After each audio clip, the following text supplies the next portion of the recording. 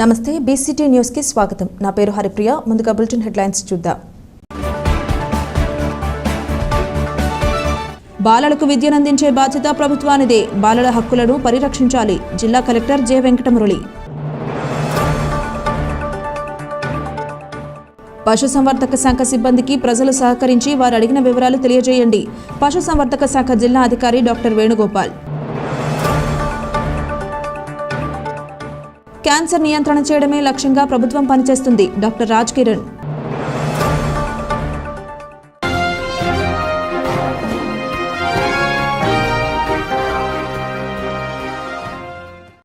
బాలలంతా పాఠశాలలోనే ఉండాలి, వారి హక్కులను పరిరక్షించాలి అని జిల్లా కలెక్టర్ జె వెంకటమురళి అన్నారు.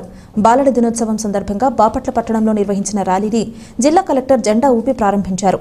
తొలుత బాల సదన్ వద్ద ఏర్పాటు చేసిన చాచా నెహ్రూ చిత్రపటానికి జిల్లా కలెక్టర్ ఘనంగా నివాళులర్పించారు. మహిళా శిశు సంక్షేమ శాఖ జిల్లా విద్యాశాఖ ఆధ్వర్యంలో చేపట్టిన ర్యాలీ బాలసదన్ నుంచి పాత బస్టాండ్ కూడలి వరకు సాగింది. అనంతరం పాత బస్టాండ్ వద్ద మానవహారం నిర్వహించారు. బాలలను పనికి పంపవద్దు, బడికి పంపాలని, నేటి బాలలే రేపటి పౌరులని బాలసదన్లోని చిన్నారులు నినదించారు. బాలలకు విద్యనందించే బాధ్యత ప్రభుత్వానిదేనని జిల్లా కలెక్టర్ చెప్పారు. బాలల హక్కులను పరిరక్షించాలి, అత్యంత అపురూపంగా బాలలను పెంచాలని కలెక్టర్ సూచించారు. విద్యా హక్కు చట్టం అమలులో భాగంగా చిన్నారులందరికీ ఉచిత విద్య అందించాలన్నారు. బాలబాలికలకు సమానంగా విద్యను అందించాలని, సమాన హక్కులు వారికి కల్పించాలన్నారు. వారి హక్కుల ఉల్లంఘనకు గురికాకుండా చూడాల్సిన బాధ్యత ప్రతి ఒక్కరిపై ఉందన్నారు. ఆహ్లాదకరమైన వాతావరణంలో బాలలు ఎదిగే అవకాశాలు కల్పించాలన్నారు. బాలల హక్కులు పరిరక్షిస్తూ వారి భవిష్యత్తుకు బంగారు బాటలు వేయాలన్నారు. ఈ కార్యక్రమంలో మహిళా శిశు సంక్షేమ శాఖ పీడీ ఉమా, డీఈఓ పురుషోత్తం, జిల్లా వైద్య ఆరోగ్య శాఖ అధికారి doctor S Vijayamma, Bapatla RDO P Gloria, municipal commissioner Raghunath Reddy, tahsildar Salima, విద్యార్థులు తదితరులు పాల్గొన్నారు. నవంబర్ 14 బాలల దినోత్సవం, చిల్డ్రన్స్ డే. మనము ఈ రోజున జిల్లా అధికారులందరూ, ముఖ్యంగా ఐసిడిఎస్ డిపార్ట్మెంట్ వాళ్ళ స్టాఫ్ అందరూ చిన్నపిల్లలందరితో కూడా కలిసి, స్కూల్ పిల్లలతో, గర్ల్ చిల్డ్రన్ తోటి ఈ రోజు ఈ ర్యాలీ చేపట్టడం అనేది జరిగింది. సో ఈ ర్యాలీ యొక్క ఉద్దేశం ఏంటి అని ఈ రోజు మన బాపట్ల పట్టణంలో ఉన్న ప్రజలందరూ కూడా తెలియజేసేది ఏంటంటే, పిల్లలకి హక్కులు ఉన్నాయి. పిల్లలు అనేవాళ్ళు మనం ఇంట్లో మొక్కల్ని ఏ విధంగా శ్రద్ధగా, ఆసక్తిగా మనం పెంచుకుంటామో, నీళ్లు పోసి, ఎరువు పోసి, ఏ విధంగా వాటిని జాగ్రత్తగా కాపాడి కలుపులు తీసి పశు పక్షాదుల నుంచి కూడా వాటిని రక్షించుకుంటామో, అదే విధంగా మన ఇంట్లో పిల్లల్ని అపురూపంగా చూసుకోవాలి. వాళ్ళని క్రైమ్ నుంచి కాపాడాలి. వాళ్ళకి ఖచ్చితంగా చదువు చెప్పించాలి. గతంలో మనం అనుకున్నాం 14 ఏళ్ల వయసు వచ్చే వరకు నిర్బంధ విద్య అని, కానీ ఇప్పుడు గ్రాడ్యుయేషన్ వరకు కూడా మనం వాళ్ళని చదివించుకోగలిగితే ఈ సమాజానికి, ఆ కుటుంబానికి వాళ్ళు ఒక మంచి పౌరులుగా, సమాజానికి ఉపయోగపడే వాళ్ళుగా, సమాజంలో జరిగేటువంటి మోసాలు, కుతంత్రాలు, ఇబ్బందుల్ని తెలుసుకునే వాళ్ళుగా, వాటికి గురి కాకుండా, మరొకరిని వాటికి గురి చేయకుండా ఒక మంచి పౌరులుగా వాళ్ళు ఎదగడానికి అవకాశం ఉంటుంది. వాళ్ళ పట్ల, ముఖ్యంగా గర్ల్ చిల్డ్రన్ పట్ల ఇటీవల జరుగుతున్నటువంటి ట్రాఫికింగ్ కావచ్చు, నేరాలు కావచ్చు, అలాంటివన్నీ కూడా మనము సమాజంలో ఒక అవగాహనతో, పెద్దలందరి అవగాహనతో ఆ పిల్లలకి మనము అవగాహన కల్పించుకొని వాళ్ళందరినీ కూడా మనం కాపాడుకోవాలి. అదే విధంగా చిన్న పిల్లల్ని, 14 ఏళ్ల లోపు వయసు ఉన్న వాళ్ళని ఎక్కడైనా ప్రమాదకరమైనటువంటి పనుల్లో పెట్టకూడదు. వాళ్ళని ఖచ్చితంగా బడిలోనే ఉండాలి. ఒకవేళ అలాంటి పనుల్లో ఎవరైనా పెట్టి చేయిస్తూ ఉన్నప్పుడు వాళ్ళ ఇరుగు వాళ్ళు, పొరుగు వాళ్ళు, వాళ్ళని గమనించినటువంటి వాళ్ళు, సోషల్ యాక్టివ్గా సోషల్ యాక్టివిస్టులు, వీళ్ళు ఎవరైనా కూడా ఆ 1098 అనేటువంటి చిల్డ్రన్ సంరక్షణ కోసం ఉన్నటువంటి ఆ టోల్ ఫ్రీ నెంబర్ కి ఫోన్ చేయడం ద్వారా మీరు వాళ్ళ భవిష్యత్తుకి ఎంతో మేలు చేసిన వాళ్ళు అవుతారు. ఒక్కరినైనా మీరు కళ్ళబడిన వాళ్ళని నిర్బంధం నుంచి విడిపించిన వాళ్ళు అవుతారు. అలాంటి పరిస్థితుల్లో నుంచి వాళ్ళు బయటకు వచ్చి చదువుకునేదానికి అవకాశం ఉంటుంది. అదే విధంగా మనం ఇంకా పిల్లల్ని చూసుకున్నట్టయితే పెద్దలే, అంటే పేరెంట్సే వాళ్ళని పనుల్లో పెట్టేటువంటి పరిస్థితి ఉంటది. ఆర్థికంగా ఇబ్బందులని, ఇంకోటని చెప్పుకొని. సో అలాంటి పిల్లలందరినీ కూడా ఆ తల్లిదండ్రులకి భారం అయినట్టయితే మన గవర్నమెంట్ ఇన్స్టిట్యూషన్స్ లో, రెసిడెన్షియల్ స్కూల్స్ లో మనం పెట్టి చదివించేదానికి అవకాశం ఉంది. కాబట్టి ఎవరైతే ఈ అవేర్నెస్ తీసుకుంటారో, ఈ రోజు ఈ బాపట్ల పట్టణంలో కావచ్చు, లేదా మీడియా ద్వారా వింటున్న వాళ్ళు కావచ్చు, చిన్నపిల్లలు ఎక్కడైనా పనుల్లో ఉన్నట్టయితే మీరు 1098 కి కాల్ చేసి చెప్పడం ద్వారా వాళ్ళ భవిష్యత్తుకి మీరు దోహదం చేసిన వాళ్ళు అవుతారు. తల్లిదండ్రులు కూడా ఈ అవేర్నెస్ తీసుకొని పిల్లల్ని చదివించుకోవడం అనేది చేయాలి. వాళ్ళ పిల్లల పట్ల ఎక్కడ కూడా క్రైమ్ జరగకూడదు. ఒక ఆహ్లాదకరమైనటువంటి వాతావరణంలో, ఒక మంచి సమాజంలో వాళ్ళు పెరిగి రాబోయే సమాజాన్ని వాళ్ళు నిర్మించాలి. క్రైమ్ రహిత, ఇటువంటి పిల్లల పైన అత్యాచారాల రహిత ఉండేటువంటి పరిస్థితుల్ని రాబోయే సమాజంలో మనం నిర్మించడం కోసం ఈ రోజు అందరం కూడా సంకల్పించినటువంటి పరిస్థితి. మనందరం కూడా ఈ చిల్డ్రన్స్ డే సందర్భంగా ఏదైతే ప్లెడ్జ్ తీసుకున్నామో దాన్ని నిజం చేస్తూ మనం జీవితంలో పాటించాలని చెప్పి కూడా అందరినీ కోరుకుంటూ సెలవు తీసుకున్నాం. ఏపీ శాసనసభ డిప్యూటీ స్పీకర్గా బాధ్యతలు రఘురామకృష్ణంరాజు చేపట్టారు. ఈ సందర్భంగా రాష్ట్ర ముఖ్యమంత్రి నారా చంద్రబాబు నాయుడు, ఉప ముఖ్యమంత్రి పవన్ కళ్యాణ్లు అభినందించారు. అనంతరం ఆయనను కుర్చీలో కూర్చోబెట్టి బాధ్యతలు అప్పగించారు. పలువురు ఆయనను అభినందించారు. చంద్రబాబు నాయుడు గారి ఆశీస్సులతో మొన్న ఎన్నికలు గెలవడం జరిగింది. అదేవిధంగా చెప్పాను, రచ్చబండ మరియు ఇతర కార్యక్రమాల ద్వారా సామాన్య ప్రజలకు కూడా బాగా పరిచయమైన వ్యక్తి. అటువంటి వ్యక్తి ఇక్కడ డిప్యూటీ స్పీకర్గా పనిచేయడం మనందరికీ కూడా ఆనందదాయకం. మరి చంద్రబాబు నాయుడు గారి ఆశీస్సులతో రాజుగారు ఇంకా బ్రహ్మాండంగా పనిచేసి చిరస్థాయిగా మీ పేరు ఉండిపోయే విధంగా పనిచేసే అవకాశాన్ని భగవంతుడు మీకు ఇవ్వాలని చెప్పి మనస్ఫూర్తి కోరుకుంటూ మీకు శుభాకాంక్షలు తెలియజేస్తున్నాను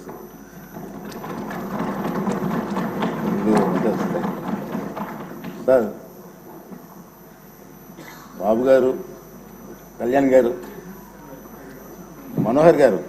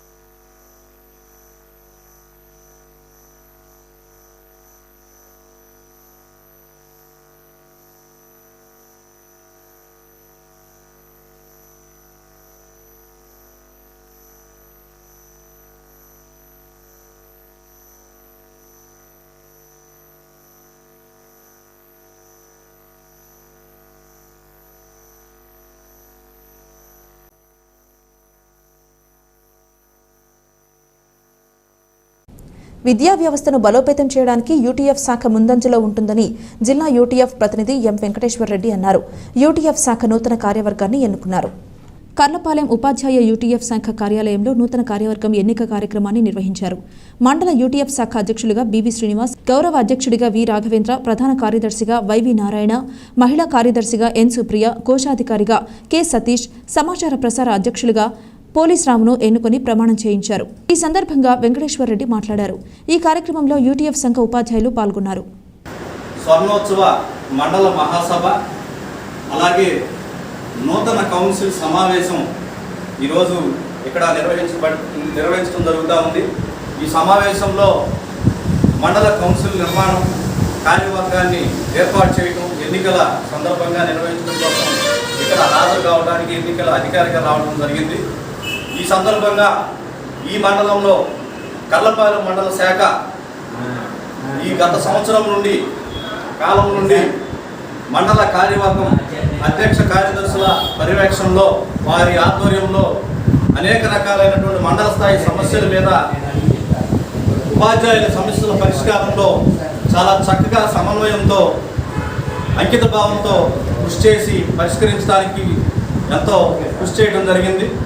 అలాగే జిల్లా సంఘం, రాష్ట్ర సంఘం ఇచ్చినటువంటి పిలుపులో భాగంగా ప్రతి ఒక్క కార్యక్రమంలో కర్లపాలెం మండలం నుండి అధిక సంఖ్యలో కార్యకర్తలు విజయవంతం చేయడంలో ముఖ్యమైనటువంటి పాత్ర వహించడం జరిగింది. ఇదే సందర్భంగా ఈరోజు మండల కౌన్సిల్లో కొన్ని తీర్మానాలు చేయడం జరుగుతుంది. అందులో ముఖ్యంగా గత ప్రభుత్వం కానీ గత ప్రభుత్వాల యొక్క ఆధ్వర్యంలో ప్రైమరీ ఎడ్యుకేషన్ విద్యా వ్యవస్థని అస్తవ్యస్తం చేసినటువంటి ముఖ్యమైనటువంటి ఒక జీవో, ప్రమాదకరమైనటువంటి జీవో 117 అనేటువంటి జీవోని రద్దు చేసి దాని స్థానంలో అన్ని ఉపాధ్యాయ సంఘాలు పీడిఎఫ్ ఎమ్మెల్సీలతో చర్చించి విద్యారంగంలో ఉన్నటువంటి మేధావులతో చర్చించి ఒక మంచి విద్యా విధానాన్ని రాష్ట్రంలో ప్రవేశపెట్టాలని, ఇదే సందర్భంలో ప్రైమరీ ఎడ్యుకేషన్ని తిరిగి మళ్ళీ జీవం పోయటానికి ప్రతి పంచాయతీకి ఒక ప్రత్యేకమైనటువంటి మోడల్ స్కూల్ని అన్ని హంగులతో ఏర్పాటు చేసి ఈ ప్రభుత్వ విద్యారంగాన్ని బలోపేతం చేయడానికి ప్రభుత్వం సరైనటువంటి అడుగు వేయాలని సందర్భంగా ఈ మండల కౌన్సిల్లో జిల్లా కౌన్సిల్, రాష్ట్ర కౌన్సిల్కి పంపించడానికి తీర్మానం చేయడం సిద్ధంగా ఉంది. క్యాన్సర్ను నియంత్రణ చేయడమే లక్ష్యంగా ప్రభుత్వం పనిచేస్తుందని రాష్ట్ర కన్సల్టెంట్ డాక్టర్ రాజ్ కిరణ్ అన్నారు. యాజలిలో క్యాన్సర్పై విజయం స్క్రీనింగ్తోనే సాధ్యం కార్యక్రమం నిర్వహించారు. కర్లపాలెం మండలం యాజలి గ్రామంలో వైద్య ఆరోగ్య శాఖ ఆధ్వర్యంలో అందరికీ క్యాన్సర్ పరీక్షల కార్యక్రమం నిర్వహించారు. ఈ సందర్భంగా డాక్టర్ రాజ్ కిరణ్, జిల్లా ఇమ్యునైజేషన్ అధికారి డాక్టర్ వెంకటేశ్వర్లు మాట్లాడుతూ రాష్ట్రంలో ప్రతి ఏటా క్యాన్సర్తో 40,000 మంది చనిపోతున్నారన్నారు. దీనిని అరికట్టేందుకు ప్రభుత్వం చర్యలు చేపడుతుందన్నారు. వైద్య సిబ్బంది ఇంటింటికి వెళ్లి 18 సంవత్సరాల నిండిన ప్రతి ఒక్కరికి ఆరోగ్య పరీక్షలు చేస్తుందన్నారు. తొలి దశలో క్యాన్సర్ను గుర్తిస్తే పూర్తిగా అరికట్టవచ్చన్నారు. తద్వారా ప్రభుత్వానికి కూడా ఆర్థిక భారం తగ్గుతుందన్నారు. ఈ కార్యక్రమంలో MPDO Adduri Srinivasarao, PHC doctor Gopinath, HV Prabhavati, CHO Deepti Soujanya, ANM Vijayakumari, ASHA కార్యకర్తలు పాల్గొన్నారు. మనము క్యాన్సర్కి సంబంధించినటువంటి స్క్రీనింగ్ అనేది మొదలు పెట్టడం జరిగింది.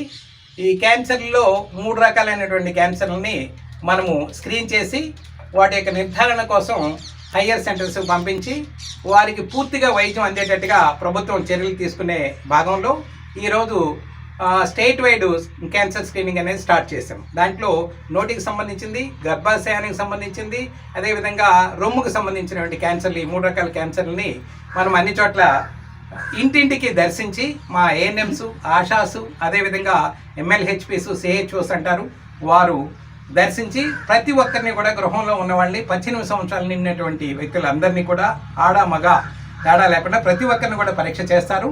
చేసిన తర్వాత వారిలో ఏమైనా సస్పిషియస్గా ఉన్నట్లయితే, అనుమానపూరితంగా ఈ వ్యాధులు ఉన్నాయని తెలిస్తే వారందరినీ కూడా తగినటువంటి హయ్యర్ సెంటర్స్కి రెఫర్ చేసి చక్కగా సంపూర్తిగా వారికి వైద్యం అందేటట్టుగా చేసి రెగ్యులర్గా కంప్లీట్గా రికవర్ అయ్యేటట్టుగా ప్రభుత్వం చర్యలు తీసుకుంది. దాంట్లో భాగంగా ఈరోజు మనం మొదలుపెట్టి స్టేట్ నుండి రాజ్ కిరణ్ గారని స్టేట్ కన్సల్టెంట్ ఇక్కడికి ఎన్సిడి కన్సల్టెంట్ వచ్చున్నారు. అదేవిధంగా జిల్లాలో సంబంధించినటువంటి PO NCD project officer NCD గారు మనకి ఇక్కడ ఉన్నారు. అదేవిధంగా లోకల్ ఎంపీడీఓ గారు, వారు ఎంతో సమయాన్ని వెచ్చించి మన కోసం ఇక్కడికి వచ్చి దీనికి తోడ్పాటుగా వారి యొక్క సహకారాన్ని అందిస్తూ ఉన్నారు. వీరందరూ కూడా మనం పబ్లిక్లోకి తీసుకెళ్ళి మీ దగ్గర ఉన్నటువంటి మీకు తెలియనటువంటి ఏవైనా వ్యాధులు ఉన్నట్లయితే, క్యాన్సరే కాకుండా ప్రతి ఒక్క వ్యాధి కూడా బయటికి తీసుకొచ్చి పరీక్షలు చేసి వాటికి సంపూర్తిగా వైద్యాన్ని అందించడానికి గవర్నమెంట్ సిద్ధంగా ఉంది. కాబట్టి ఈ యొక్క అవకాశాన్ని అందరూ వినియోగించుకోవాలని, అదేవిధంగా మన మీడియా మిత్రులు కూడా దీన్ని విరివిగా ప్రజల్లోకి తీసుకెళ్లి ప్రచారాన్ని చేయాలని చెప్పి నేను ఇప్పుడు కోరుకుంటున్నాను. అందరూ రాష్ట్ర వ్యాప్తంగా ఇది మొదలుపెట్టాం.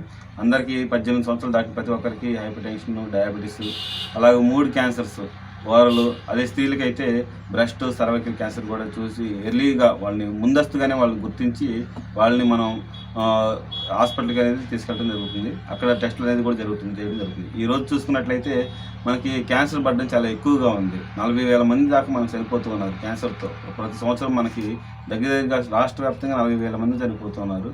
అది తగ్గించాలి. అలాగే మనకి బర్డెన్ కూడా ఆరోగ్యశ్రీలో మనం చూసుకుంటే క్యాన్సర్ పేషెంట్కి ఈ సర్జరీస్ కానీ, కీమోథెరపీ కానీ, రేడియేషన్ కానీ ఓవరాల్గా చూసుకుంటే మనకి 600 కోట్ల బర్డెను రాష్ట్ర ప్రభుత్వం మీద పడుతుంది.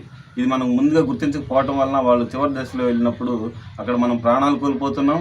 అలాగే మనకి మన రాష్ట్రం మీద ఫైనాన్షియల్ బర్డెన్ కూడా పడుతుంది. సో దాన్ని మనం నివారించాలి అంటే ప్రాణాలను కూడా కాపాడాలి.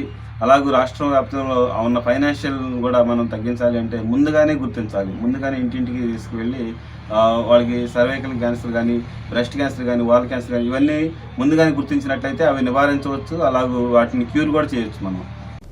బాపట్ల మండలం చండూరుపల్లి గ్రామంలో గత 20 సంవత్సరాలుగా నివసిస్తున్న యానాదుల కాలనీలో ప్రభుత్వాలు ఎటువంటి మౌలిక వసతులు ఏర్పాటు చేయలేదని వ్యవసాయ కార్మిక సంఘం జిల్లా కార్యదర్శి జల్దీ భాగ్యశ్రీధర్ అన్నారు. చుండూరుపల్లి గ్రామంలో పార్టీ నాయకులు సందర్శించారు. జల్దీ భాగ్యశ్రీధరు, నేను వ్యవసాయ కార్మిక సంఘం బాపట్ల జిల్లా కార్యదర్శిగా పనిచేస్తున్నాను. రేపు 18వ తారీఖున భారత కమ్యూనిస్ట్ పార్టీ, అదేవిధంగా ఆంధ్రప్రదేశ్ వ్యవసాయ కార్మిక సంఘం బీకేఎంయు ఆధ్వర్యంలో నివేశన స్థలాలు లేని వాళ్ళకి పక్కా గృహాలు, నివేశన స్థలాలు ఇచ్చి పక్కా గృహాలు కట్టియాలని గత ప్రభుత్వంలో సెంటున్నర ఇవ్వటం జరిగింది.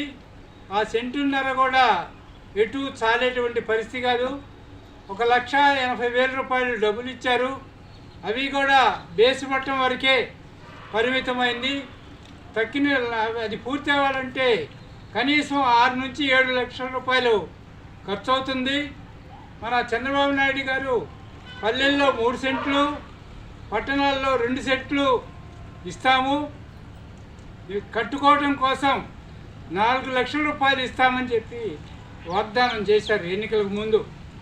అదే వాగ్దానాన్ని అమలు చేసి 5 లక్షలు కట్టుకోవడానికి, నివేశన స్థలం ఇచ్చి కట్టుకోవడానికి 5 లక్షల రూపాయలు ఇవ్వాలని భారత కమ్యూనిస్ట్ పార్టీ ఆంధ్రప్రదేశ్ వ్యవసాయ కార్మిక సంఘం ఆధ్వర్యంలో ఖచ్చితంగా రేపు 18వ తారీఖున రాష్ట్ర వ్యాప్తంగా అన్ని సచివాలయాల ముందు ధర్నాను తలపెట్టాం.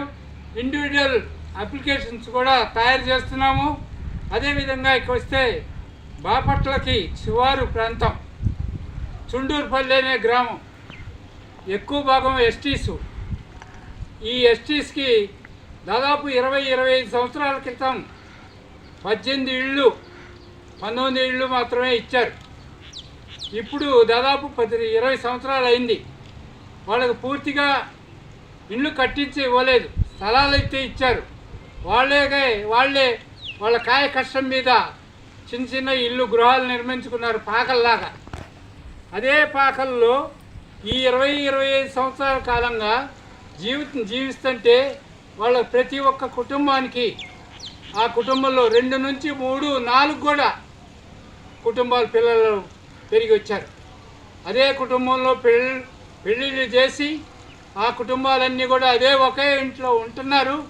వారికి నివేశన స్థలాలు ఖచ్చితంగా ఇచ్చి పక్కా గృహాలు ఇవ్వాలి.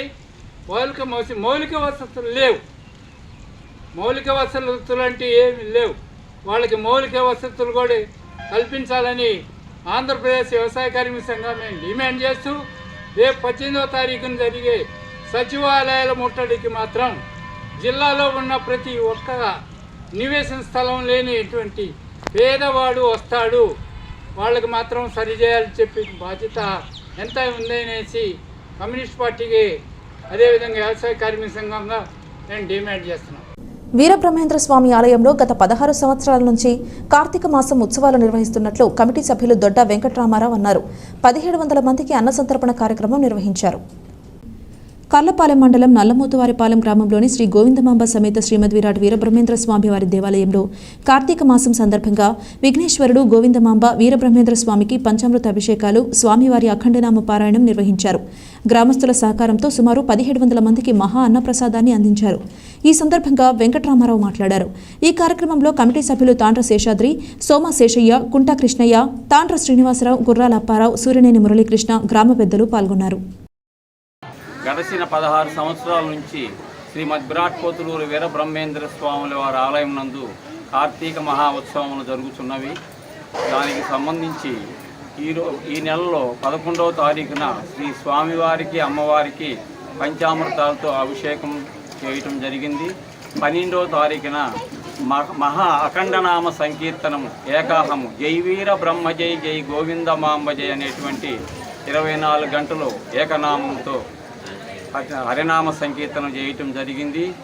ఈ రోజున 13 11/11/2024 మహా అన్నప్రసాద వితరణ జరుగుతున్నది. ప్రణాళిక ప్రకారం పనిచేస్తే గ్రామాలు అభివృద్ధి చెందుతాయని ఎంపీడీఓ అద్దూరి శ్రీనివాసరావు అన్నారు. మండల పరిషత్ కార్యాలయంలో మండల స్థాయి అధికారులకు సమావేశం నిర్వహించారు. కన్నపాలెం మండల పరిషత్ కార్యాలయం సమావేశపు హాలులో గ్రామాలలో అభివృద్ధి ప్రణాళికలు తయారు చేయడంపై మండల స్థాయి అధికారులకు సమీక్షా సమావేశం నిర్వహించారు. ఈ సందర్భంగా ఎంపీడీఓ శ్రీనివాసరావు మాట్లాడారు. ఈ కార్యక్రమంలో EOP RD Ainampudi Srinivasarao, APM Srinivasulareddy, వ్యవసాయ అధికారి సుమంత్ కుమార్, పంచాయతీరాజ్ ఏఈ రమేష్ తదితరులు పాల్గొన్నారు. భారతదేశానికి మొట్టమొదటి ప్రధానమంత్రి అయినటువంటి నెహ్రూ గారి యొక్క జన్మదిన సందర్భంగా వారికి కూడా వారి యొక్క చిత్రపటానికి పూలమాలతో అలంకరించి వారిని కూడా ఈరోజు వారి జన్మదినోత్సవాన్ని జ్ఞాపకం చేసుకోవడం జరిగింది. కాబట్టి ఇది అన్ని చోట్ల అన్ని ప్రాంతాల్లో స్కూల్స్లో కూడా అన్నింటిలో కూడా ఈ కార్యక్రమం జరుగుతుంది. దానిలో భాగంగా మన కార్యక్రమంలో కూడా మన కార్యాలయంలో కూడా ఈ కార్యక్రమాన్ని నిర్వహించడం జరిగినందుకు రూపాయలకి మనము లేబర్ బడ్జెట్ వస్తే ఆ ₹1,00,000 సంబంధించినటువంటి పనులను గుర్తించి మనము నిన్నటి ఫస్ట్ రోజు మన సర్పంచ్లకు డిప్యూటీ ట్రైనింగ్ క్లాస్ జరుగుతుంది. కాబట్టి దీనికి సంబంధించి మన మండల స్థాయి అధికారులందరూ కూడా వారి వారి డిపార్ట్మెంట్కి సంబంధించినటువంటి అన్ని వివరాలు కూడా మీకు కూలంకషంగా వివరించడం జరుగుతుంది. దానిలో భాగంగా మీరందరూ కూడా అవన్నీ కూడా నోట్ చేసుకొని మీ గ్రామ పంచాయతీల్లో మీ యొక్క ప్లాన్ ఆఫ్ యాక్షన్స్ ఎలా ఉంది అవన్నింటిని కూడా మీరు అప్డేషన్గా ఎప్పటికప్పుడు క్లియర్ చేయాల్సిందిగా కోరుచున్నాను. ఈ విధంగా ప్రతిదీ కూడా ఏది కూడా పెండింగ్ లేకుండా అన్ని అప్డేషన్గా ఉంచి ముందుకు నడిపించాల్సిందిగా కోరుచు సెలవు. పిట్టలవానిపాలెం మండల పరిషత్ కార్యాలయంలో ఎంపీటీసీ సభ్యులు సర్పంచ్లకు మండల స్థాయి అధికారులకు సమావేశం నిర్వహించారు. ఈ సందర్భంగా ఎంపీడీఓ సత్యనారాయణ గ్రామ అభివృద్ధి ప్రణాళికలు తయారు చేసే విధానాన్ని గురించి వివరించారు. ఈరోజు మండల స్థాయిలో గ్రామ పంచాయతీ అభివృద్ధి ప్రణాళిక మీద సర్పంచులకి, ఎంపీటీసీ సభ్యులకి, అదేవిధంగా ఆల్ డిపార్ట్మెంట్ లైన్ ఆఫీసర్స్కి, అదేవిధంగా మన ఈఓ లీడర్స్ అందరినీ కూడా పిలిచి గ్రామంలో మరి గ్రామ అభివృద్ధి ప్రణాళిక ఏ విధంగా తయారు చేసుకోవాలి, అది ఎవరి భాగస్వామ్యంతో ఈ ప్రణాళిక తయారు చేయాలి, దాంట్లో ఎవరు పాల్గొంటే ఈ అభివృద్ధి ప్రణాళిక అనేది పరిపూర్ణంగా తయారై ప్రజల యొక్క అవసరాలని పూర్తిగా తీరుస్తుందో వాటి మీదే ఈ గ్రామసభ ఏర్పాటు చేసి వివరించడం జరిగింది. ప్రతిపక్షంలో ఉండగా చంద్రబాబు మీలాగా పారిపోలేదని, సింగిల్గా ఉన్న సింహంలా పోరాడారని మంత్రి నారా లోకేష్ అన్నారు. ఈ నిండు సభలో మా తల్లిని అవమానించిన రోజు ప్రజలకు చెప్పి బయటకు వెళ్లారని గుర్తు చేశారు.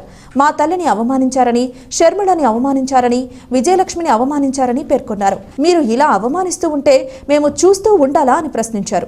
గౌరవ సభ్యులు 2019 నుంచి 24 వరకు చంద్రబాబు నాయుడు గారు పారిపోయారని మీరు అంటున్నారు అధ్యక్ష. మీరు నాకు తెలిసినందుకు మీరు ఎమ్మెల్యే కాదనుకుంటప్పుడు చంద్రబాబు నాయుడు గారు హౌస్కి వచ్చారు, శాసనసభ సాక్షిగా నా తల్లిని అవమానించారు అధ్యక్ష. అది గుర్తుపెట్టుకోండి. మీరు గౌరవ సభతో వస్తున్నారు, మా తల్లిని అవమానించారు. ఈ రోజు మీరు కావాలని పోస్టులు కూడా అట్టని పెడుతున్నారు. మా తల్లిని అవమానించారు. ఆ రోజు మీకు గుర్తురాదా? ఎన్ని ఎక్కడ అవమానించలేదు సార్, ఎక్కడ అవమానించలేదు. మీరు ఎట్లా మాట్లాడారో, మీరు ఉన్నారా హౌస్ లో? మీరు ఉన్నారా హౌస్ లో? మీరు ఉన్నారా హౌస్ లో? ఆ రోజు కూర్చోండి. మా తల్లిని అవమానించారు. అక్కడ ఉన్నారా హౌస్ లో? షర్మిల గారిని అవమానిస్తారు, విజయలక్ష్మి గారిని అవమానిస్తారు, మా తల్లిని అవమానిస్తారా? ఏం గుర్తురాదా మీకు? అది ఒక్క నిమిషం నేను కూడా మాట్లాడచ్చు. గుర్తుపెట్టుకోండి, ఒక్క నిమిషం నేను కూడా మాట్లాడండి. ఏనాడు మేము మాట్లాడలేదు. కూర్చోండి. ఏనాడు జగన్మోహన్ రెడ్డి గారి కుటుంబం గురించి మేము ఏనాడు మాట్లాడాల? నేను ఏనాడు మాట్లాడాల? మా సభ్యులు ఏనాడు మాట్లాడాల? కూర్చోండి. శాసనసభ సాక్షిగా మా తల్లిని అవమానిస్తే కూర్చోమంటారా? కూర్చోమంటారా? 22 వరకు చంద్రబాబు నాయుడు గారు ప్రతిరోజు హౌస్కి వచ్చారు, ప్రతిరోజు హౌస్ నిలబడ్డాడు, సింగిల్ గా నిలబడ్డాడు. సింహంగా గుర్తుపెట్టు, సింగిల్ గా నిలబడ్డాడు, పోరాడాడు. ఆ రోజు మా తల్లిని అవమానించారు కనుకనే బాధ తట్టుకోలేక సభ బైకాట్ చేసి బయటకు వెళ్ళారు. కానీ ఎమ్మెల్యేలు ఉన్నారు ఇక్కడ. నిమ్మల రామారెడ్డి గారు వెళ్ళారు, స్వామి గారు ఉన్నారు, ఇతర గొట్టపాటి రవి గారు వెళ్ళారు. అది మాకున్న చిత్తశుద్ధి అండి. ఈరోజు మీ ఎమ్మెల్యేలు ఎందుకు రావట్లేదు అని అడుగుతున్నా. 10 మంది జగన్మోహన్ రెడ్డి గారు కాకుండా 10 మంది ఉన్నారు, రాలేదు. మా తల్లిని అవమానిస్తే నేను కూర్చోమంటారు? ఇంకా మాట్లాడతాం మేము మనుషులు కాదా? సొంత తల్లి అవమానించారు సార్ ఆ రోజు. మాడుకున్న కూర్చోమంటారు? అయితే తెలియకుండా ఏదంటే అది మాడితే ఎట్లా అధ్యక్ష? ఎందుకు ఆ రోజు బైకౌట్ చేస్తారో మాకు తెలుసు. నేను అక్కడే కూర్చోండి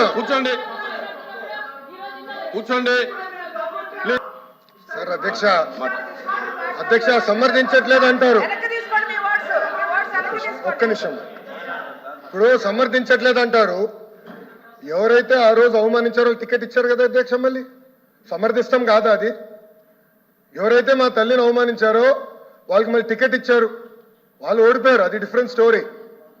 బట్ టికెట్ ఇచ్చినప్పుడు సమర్థిస్తాం కాదా అధ్యక్ష? అది ఎట్లా మాట్లాడతారు అధ్యక్ష? ఎల్ఓపి గారు దయచేసి ఆలోచించమని కోరుతున్నా. ఆ రోజు సమర్థించారు, టికెట్ ఇచ్చారు, ఓడిపోయారు ఆ వ్యక్తి. దానికని ఏమంటారు అధ్యక్ష? సో దయచేసి ఆనాడు చంద్రబాబు నాయుడు గారు 2.5 సంవత్సరాలు నాకు గుర్తున్నంత వరకు అధ్యక్ష 2.5 years హౌస్కి వెళ్ళారు. దాని తర్వాత ఎప్పుడైతే మా తల్లిని అవమానించారో అప్పుడే బయటకు వచ్చి వీడియోలు ఉన్నాయి. ఎవరేం చేస్తారో తెలుసు, రాష్ట్ర ప్రజలు ఆనాడు చూశారు, అన్ని బయట ఉన్నాయి అధ్యక్ష. మళ్ళీ ఎందుకు సమర్థిస్తారో రాకపోతే అర్థం అవట్లేదు. పౌర్ణమి సందర్భంగా బాపట్ల పట్టణంలోని ఎస్ఎన్పి అగ్రహారంలో వేంచేసి ఉన్న శ్రీ గంగా పర్వతవర్ధని సమేత శ్రీ రామలింగేశ్వర స్వామివారి 100వ ప్రతిష్టా మహోత్సవం వైభవోపేతంగా నిర్వహించారు. వార్షిక విశేష కార్యక్రమాలలో భాగంగా స్వామివారికి సహస్ర కలశ అభిషేకం జరిపించి స్వామివారికి పురవీధులలో వైభవంగా శోభాయాత్ర నిర్వహించారు. శోభాయాత్రను పురస్కరించుకుని భక్తులు కనకతప్పెట్లతో కోలాటం నిర్వహించుకుంటూ స్వామివారిని ఊరేగించారు. ఈ సందర్భంగా స్వామివారి భక్తులు చిందులు వేస్తూ ముందుకు కదిలారు. ఈ యాత్ర చూపురులను ఎంతగానో ఆకట్టుకుంది. ఈ కార్యక్రమాన్ని ఆలయ అర్చకులు ప్రసాద్ స్వామి ఆధ్వర్యంలో గూడూరు చిట్టిబాబు, సాయి వెంకట్, పంగులూరి కౌండిన్య శర్మ, నెమలికంటి హనుమంతరావు, అక్కపెద్ది సుబ్రహ్మణ్యం అర్చక స్వాముల సహకారంతో వైభవంగా నిర్వహించారు. ఆలయ ధర్మకర్తలు ఆదూరి హరినారాయణ, ఏడుకొండలు, కృష్ణ భాస్కర్ గార్ల పర్యవేక్షణలో కోలాట సమాజాలు, వచన సమాజాలు, అధిక సంఖ్యలో భక్తులు, భక్త బృందాలు పాల్గొని కార్యక్రమాన్ని విజయవంతం చేశారు.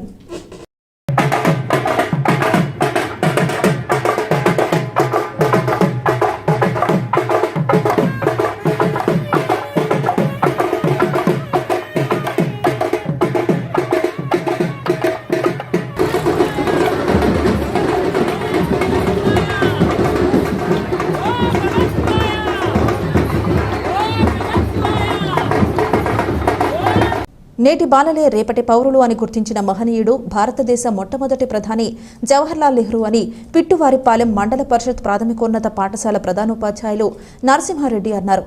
బాలల దినోత్సవం సందర్భంగా నిర్వహించిన కార్యక్రమంలో ఆయన మాట్లాడారు. పిట్టలవానిపాలెం మండలం పిట్టువారిపాలెం గ్రామంలోని మండల పరిషత్ ప్రాథమికోన్నత పాఠశాలలో భారతదేశ మాజీ ప్రధాని జవహర్లాల్ నెహ్రూ జయంతి సందర్భంగా బాలల దినోత్సవ కార్యక్రమాన్ని ఘనంగా నిర్వహించారు. ఈ సందర్భంగా పాఠశాల ప్రధానోపాధ్యాయులు నరసింహారెడ్డి మాట్లాడుతూ జవహర్లాల్ నెహ్రూ చిన్నారుల పట్ల ఎంతో ప్రేమగా మెలిగేవారని, ఆయన జన్మదినోత్సవాన్ని బాలల దినోత్సవంగా జరుపుకోవడం జరుగుతుందన్నారు. ప్రభుత్వం ఈ మేరకు ఆదేశాలు జారీ చేసినట్లు గుర్తు చేశారు. ఈ సందర్భంగా పాఠశాలలో చిన్నారులు నిర్వహించిన పలు సాంస్కృతిక కార్యక్రమాలు ప్రత్యేక ఆకర్షణగా నిలిచాయి. తొలుత జవహర్లాల్ నెహ్రూ చిత్రపటానికి పూలదండ వేసి ఘనంగా నివాళులర్పించారు. ఈ కార్యక్రమంలో పాఠశాల యాజమాన్య కమిటీ చైర్మన్ వెంకట భవానీ, గ్రామ పెద్దలు పిట్టు సాయిబాబారెడ్డి, నాగిరెడ్డి, పాఠశాల ఉపాధ్యాయులు నాగాంజనేయులు, అర్జున్, లక్ష్మయ్య, శ్రీనివాసరావు తదితరులు పాల్గొన్నారు.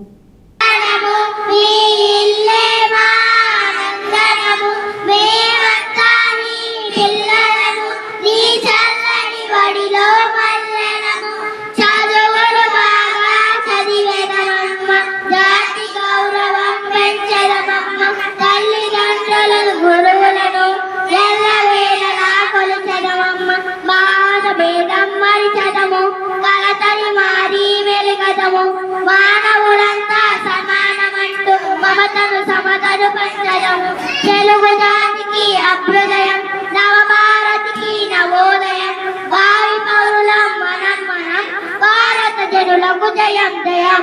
నెహ్రూ గారు 1889 నవంబర్ 14న జన్మించడం జరిగింది. అయితే స్వతహాగా ఉన్నత కుటుంబంలో బాగా డబ్బున్నటువంటి కుటుంబంలో పుట్టినటువంటి వ్యక్తి.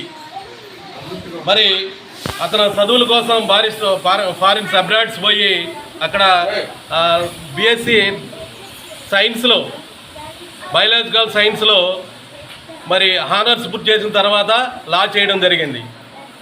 ముఖ్యంగా అప్పట్లో మన భారతదేశంలో ఉన్నటువంటి పరిస్థితులు ఆయనకి అవగాహన లేదు. అయితే 1912వ సంవత్సరంలో ఆయన మొత్తం కూడా ఆయన ఎడ్యుకేషన్ మొత్తం పూర్తి చేసుకొని భారతదేశానికి వచ్చిన తర్వాత ఇక్కడ ఉన్నటువంటి పరిస్థితులన్నింటిని కూడా గమనించి ఆంగ్లేయుల పరిపాలనలో మనం ఎంత బాధపడుతున్నామో, మిగిలినటువంటి ప్రజలు ఎంత బాధపడుతున్నారో అనేటువంటి విషయాలన్నీ కూడా గ్రహించిన తర్వాత అప్పటికే స్వతంత్ర ఉద్యమంలో ఉన్నటువంటి గాంధీ గారితో కలిసి ఆయన మరి స్వతంత్రోద్యమంలో పాల్గొనడం జరిగింది. గాంధీ గారికి కూడా ఈయన యొక్క భావాలన్నీ కూడా నచ్చి మొట్టమొదటిగా లైక్ చేసినటువంటి నెహ్రూ గారిని లైక్ చేసి ఈయన ఉద్యమంలోకి తీసుకురావాలని చెప్పేసి ప్రథమ శిష్యుడిగా గాంధీజీ గారు నెహ్రూ గారిని ప్రోత్సహించడం జరిగింది. అయితే ఈ కార్యక్రమంలో అనేక సార్లు జైలుకి వెళ్ళారు. ఎక్కువ కాలం జైల్లోనే గడిపాడు ఆయన. ఆ తర్వాత స్వతంత్రం రావడం అనేటువంటి జరిగిన తర్వాత 1947వ సంవత్సరంలో మన భారతదేశానికి మొట్టమొదటి ప్రధానమంత్రిగా ఉన్నారు. అలాగే 1947 నుంచి 1964 వరకు కూడా సుదీర్ఘంగా 18 సంవత్సరాల పాటు మన భారతదేశానికి ప్రధానమంత్రిగా చేసినటువంటి ఏకైక వ్యక్తి మన జవహర్లాల్ నెహ్రూ గారు. ఎన్యూమరేటర్స్ ఇంటి వద్దకు వచ్చినప్పుడు వారికి సహకరించాలని జిల్లా పశువర్ధక శాఖ జిల్లా అధికారి డాక్టర్ వేణుగోపాల్ ప్రజలను కోరారు. పశుసంవర్ధక శాఖ జిల్లా కార్యాలయంలో ఆయన బీసీటీ ప్రతినిధితో మాట్లాడారు.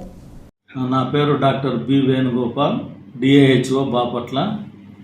మేము మా డిపార్ట్మెంటు ఈ నెల 1వ తారీఖు నుండి ఫిబ్రవరి 28వ తారీఖు వరకు 21వ livestock census, quinquennial livestock census start చేయడం జరిగింది. ఈ నెల 1వ తారీఖు నుండి ఫిబ్రవరి 28కి కంప్లీట్ చేయడం జరుగుతుంది. ఇప్పుడు 3% as on now 3% already house holds అన్నీ కవర్ చేయడం జరిగింది. అందువల్ల ప్రతి ఒక్కరూ మా ఎన్యూమరేటర్స్ మీ ఇంటి దగ్గరికి వచ్చినప్పుడు సహకరించి మీ ఇంట్లో ఉన్నటువంటి పశువుల సంఖ్య కానీ, కుక్కలు, కోళ్ళు, గొర్రెలు, మేకలు వాటి సంఖ్యను తెలియజేసి మా సిబ్బందికి సహకరించగలరని విన్నవించుకుంటున్నాం. అదేవిధంగా పశువులు లేని హౌస్ హోల్డ్స్ కూడా మా ఎన్యూమరేటర్స్ వచ్చినప్పుడు పశువులు లేని హౌస్ హోల్డ్స్ వారు కూడా మీ యొక్క వివరాలను సమర్పించి వారికి సహకరించవలసిందిగా విజ్ఞప్తి చేస్తున్నాం. ఏదైనా పశువులు బాగలేని సమక్షంలో మీ దగ్గరలో ఉన్నటువంటి పశు వైద్య సిబ్బందిని, డాక్టర్స్ని కానీ, వెటర్నరీయన్స్ని కానీ, అదేవిధంగా ఎనిమల్ హస్బెండరీ అసిస్టెంట్స్ని కానీ సంప్రదించి మీ పశువులకు ట్రీట్మెంట్ ఇప్పించుకోవాల్సిందిగా కోరుచున్నాం. ఒకవేళ ఏదన్నా పశువులకు ఏదైనా మామూలుగా ఈ డిసీజెస్ వచ్చినప్పుడు వ్యాక్సినేషన్ ప్రతి ఎనిమల్కి కూడా, ప్రతి పశువుకు కూడా వ్యాక్సినేషన్ కంపల్సరీగా ఇప్పించుకోవాల్సిందిగా కోరుచున్నాం. వ్యాక్సినేషన్ ఇప్పించడంలో మీకు ఎలాంటి ఇబ్బంది ఉండదు. పాలధార తగ్గడం కానీ, అదేవిధంగా మాంసానికి ఉత్పత్తి చేసే గొర్రెలకు, మేకలకు ఎలాంటి ఇబ్బంది ఉండదు. అందువల్ల ప్రతి ఒక్కరూ మీకు దగ్గరలో ఉన్నటువంటి మా పశు వైద్య సిబ్బందిని సంప్రదించి వ్యాక్సినేషన్ ఇప్పించుకోవాల్సిందిగా కోరుచున్నాం. సీజనల్ వ్యాధులు అంటే యాజ్ ఆన్ నౌ ఇప్పుడైతే ప్రజెంట్గా ఎలాంటి డిసీజెస్ మనకు లేవు. మన జిల్లాలో ఏదన్నా డిసీజెస్ వస్తే మాకు ఇన్ఫర్మేషన్ వస్తే మేము ఇమ్మీడియట్గా యాక్షన్ తీసుకొని వాటికి వ్యాక్సినేషన్ చేయడం జరుగుతుంది. వార్తలు ముగించే ముందు హెడ్లైన్స్ మరోసారి. బాలలకు విద్యనందించే బాధ్యత ప్రభుత్వానిదే. బాలల హక్కులను పరిరక్షించాలి. జిల్లా కలెక్టర్ జె వెంకటమురళి. పశుసంవర్ధక శాఖ సిబ్బందికి ప్రజలు సహకరించి వారు అడిగిన వివరాలు తెలియజేయండి. పశుసంవర్ధక శాఖ జిల్లా అధికారి డాక్టర్ వేణుగోపాల్. క్యాన్సర్ నియంత్రణ చేయడమే లక్ష్యంగా ప్రభుత్వం పనిచేస్తుంది. డాక్టర్ రాజ్ కిరణ్. ఇదే ఇవాల్టి బులెటిన్. మరొక బులెటిన్లో మళ్ళీ కలుద్దాం. అంతవరకు సెలవు. నమస్కారం.